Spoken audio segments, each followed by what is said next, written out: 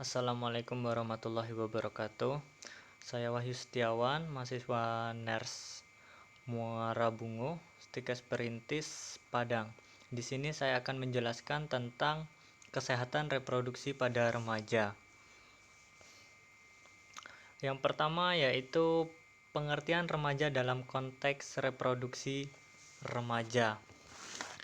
Remaja didefinisikan sebagai masa peralihan dari masa kanak-kanak ke masa dewasa. Batasan usia remaja berbeda-beda sesuai dengan sosial budaya setempat. Tapi menurut WHO, batasan usia remaja adalah 12-24 tahun. Sedangkan di Indonesia sendiri, menurut Departemen Kesehatan adalah mereka yang berusia 10-19 tahun dan belum kawin atau belum menikah. Kemudian menurut BKKBN, batasan usia remaja adalah 10-21 tahun.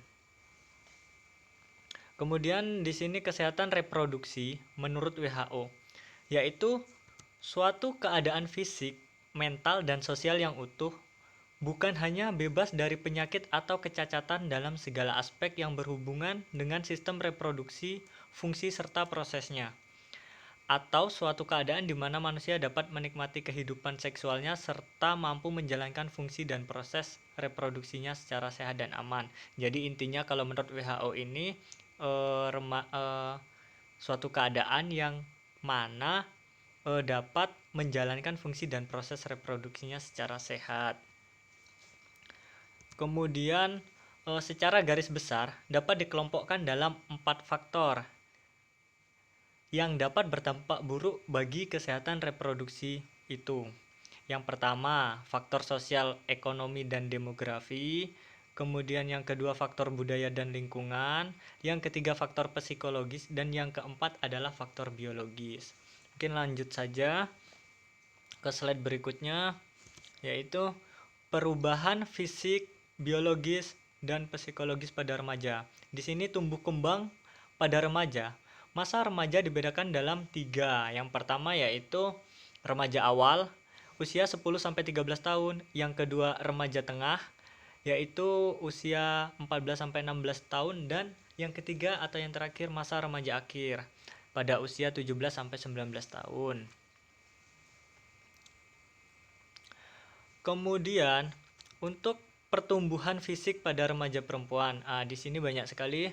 Salah satunya yaitu mulai menstruasi, payudara dan panggul membesar, indung telur membesar, kulit dan rambut berminyak dan tumbuh jerawat, vagina mengeluarkan cairan, mulai tumbuh bulu ketiak dan sekitar vagina. Tubuh bertambah tinggi, tulang-tulang wajah mulai memanjang dan membesar, tangan dan kaki bertambah besar, keringat bertambah banyak, indung telur mulai membesar dan berfungsi sebagai organ reproduksi. Kemudian kalau pada laki-laki hampir sama, terjadi perubahan suara menjadi besar dan berat, tumbuh bulu di sekitar ketiak dan kelamin, kemudian tumbuh kumis, mengalami mimpi basah, tumbuh jakun, pundak dan dada bertambah besar dan bidang. Penis dan buah zakar membesar, tubuh bertambah berat dan tinggi, keringat bertambah banyak, kulit dan rambut mulai berminyak, lengan dan tungkai kaki bertambah besar, serta tulang-tulang wajah mulai memanjang dan membesar, sehingga tidak terlihat seperti anak kecil lagi. Kemudian untuk perubahan psikisnya sendiri, ini terjadi baik antara perempuan dan juga laki-laki ya, sama. Itu mengalami perubahan pada emosi, pikiran, perasaan, lingkungan, pergaulan, dan tanggung jawab. Yang pertama yaitu remaja lebih senang berkumpul di luar rumah dengan kelompoknya. Yang kedua, remaja lebih sering membantah atau melanggar aturan orang tua, sudah pasti. Yang ketiga, remaja ingin menonjolkan diri atau bahkan menutup diri, tergantung keadaan. Kemudian yang keempat, remaja kurang mempertimbangkan maupun menjadi sangat tergantung pada kelompoknya. Oke, selanjutnya yaitu determinan perkembangan remaja. Di sini keluarga, sekolah, dan tetangga merupakan aspek yang secara langsung mempengaruhi kehidupan remaja. Sedangkan struktur sosial, ekonomi, politik, dan budaya lingkungan merupakan aspek yang memberikan pengaruh secara tidak langsung terhadap kehidupan remaja. Secara garis besarnya, ada 2 tekanan pokok yang berhubungan dengan kehidupan remaja, yaitu internal pressure atau tekanan dari dalam diri remaja tersebut, dan external pressure atau tekanan dari luar diri remaja tersebut. Tekanan dari dalam ini biasanya merupakan tekanan psikologis dan emosional, sedangkan teman sebaya, orang tua, guru, dan masyarakat merupakan sumber dari luar atau external pressure. Teori ini akan membantu kita memahami masalah yang dihadapi remaja. Salah satunya adalah masalah kesehatan reproduksi. Kemudian ada perilaku seksual remaja dan kesehatan reproduksi. Nah, di sini perilaku seksual remaja terdiri dari 3 buah kata yang memiliki pengertian yang sangat berbeda satu sama lainnya. Perilaku dapat diartikan sebagai respon organisme atau respon seorang terhadap stimulus atau rangsangan yang ada. Ini menurut Noto Atmojo tahun 1993. Sedangkan seksual adalah rangsangan-rangsangan atau dorongan yang timbul berhubungan dengan seks. Jadi perilaku seksual remaja adalah tindakan yang dilakukan berhubungan dengan dorongan seksual yang datang dari dalam dirinya maupun dari luar dirinya. Kemudian di sini banyak remaja yang mengira bahwa kehamilan tidak akan terjadi pada intercourse atau senggama yang pertama kali, atau dirinya tidak pernah terinfeksi HIV/AIDS karena pertahanan tubuhnya cukup kuat. Jadi banyak yang salah sangka di sini. Mengenai kesehatan reproduksi, ada beberapa konsep tentang kesehatan reproduksi. Namun yang dalam tulisan ini hanya akan dikemukakan 2 batasan saja, ICPD dan Nasim. Ini penelitinya, batasan kesehatan reproduksi menurut International Conference of Population and Development. Hampir berdekatan dengan batasan sehat dari WHO, karena reproduksi menurut ICPD adalah keadaan sehat jasmani, rohani, dan bukan hanya terlepas dari ketidakhadiran penyakit atau kecacatan semata yang berhubungan sistem fungsi dan proses reproduksi. Ini tahun 1994. Selanjutnya ada resiko perilaku seksual beresiko remaja saat ini. Ini adalah resiko-resiko yang akan dihadapi remaja pada saat ini. Faktor-faktor yang sangat terkait kondisi saat ini menyebabkan perilaku seksual remaja semakin menggejala akhir-akhir ini. Namun begitu, banyak remaja tidak mengindahkan bahkan tidak tahu dampak dari perilaku seksual mereka terhadap kesehatan reproduksi, baik dalam waktu yang cepat ataupun waktu yang lebih panjang. Sehubungan dengan definisi kesehatan reproduksi yang telah dibicarakan dahulu, berikut ini akan dibahas mengenai beberapa dampak perilaku seksual remaja pranikah terhadap kesehatan reproduksi.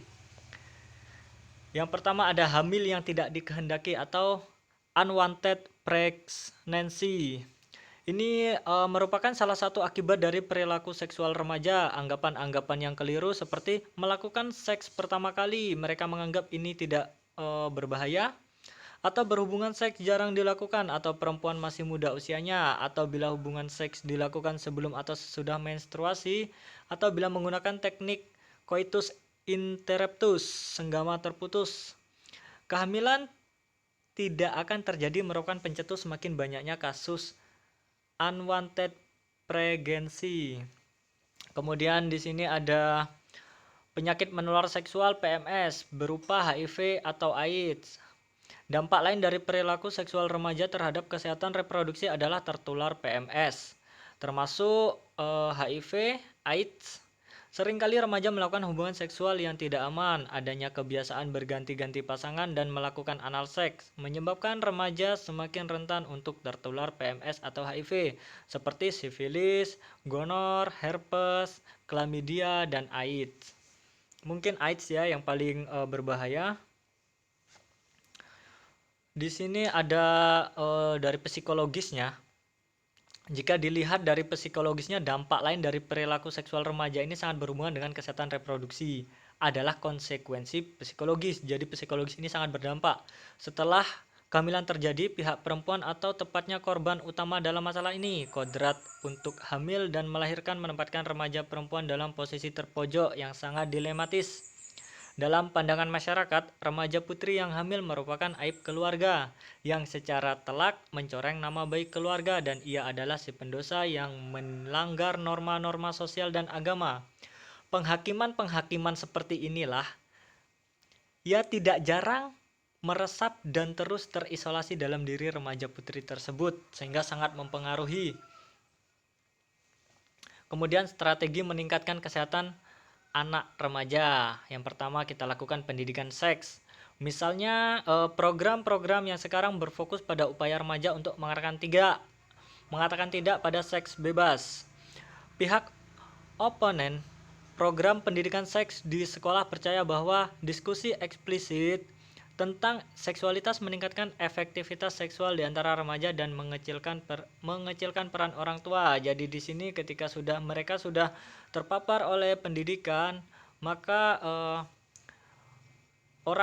peran orang tua pun semakin ringan karena sudah terbantu. Kemudian fungsi penting program promosi kesehatan, ini fungsi yang terpenting. Yang pertama yaitu meningkatkan penerimaan pengetahuan dan keterampilan untuk perawatan diri yang kompeten dan menginformasikan pembuatan keputusan tentang kesehatan, memberikan pengakuan positif terhadap perilaku sehat, pengaruh struktur lingkungan dan sosial untuk mendukung perilaku peningkatan kesehatan, memfasilitasi pertumbuhan dan aktualisasi diri, kemudian menyadarkan remaja terhadap aspek lingkungan dan budaya barat yang merusak kesehatan dan kesejahteraan. Mungkin itu saja yang bisa saya sampaikan, kurang dan lebihnya saya mohon maaf. Terima kasih.